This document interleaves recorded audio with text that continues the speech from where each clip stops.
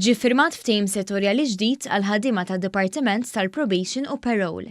Dan wara li fl-aħħar xhur saret ħidma biex jisaħħu l-kundizzjonijiet tax-xogħol tal-ħaddiema f'dan id-dipartiment li għalkemm huwa żgħir joffri servizz kruċjali lil diversi persuni li jkunu xelfu difrihom mal-ġustizzja biex ikomplu għaddejjin bħajjithom u jerġgħu jintegraw fis-soċjetà.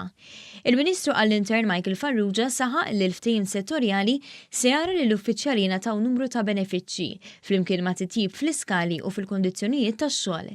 Għal-ewwel darba se jingħata l-benefiċċju ta' case load allowance fejn kull uffiċjal se jiġi allokat numru fis ta' każijiet li jkunu taħt is-supervizjoni tiegħu. F'każ li dan in-numru jinqabes, l-uffiċjal jingħata qgħodja li tvarja skont il-grad li jkun fih. Għall-ewwel darba wkoll il-Gvern se jkun qed jagħti flus biex jintużaw għall-iżvilupp kontinwu professjonali tal-impjegati.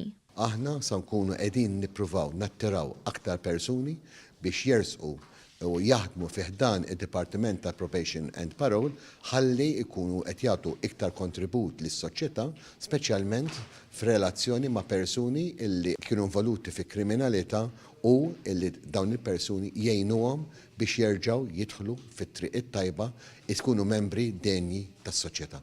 Dan kollu qed isir bħala parti mill-ħidma tal-Gvern li jirrikonoxxi l-esperjenza ta' dawn l-uffiċjali, kif ukoll biex jattira aktar persuni jibdew il-karriera tagħhom f'dan id-dipartiment.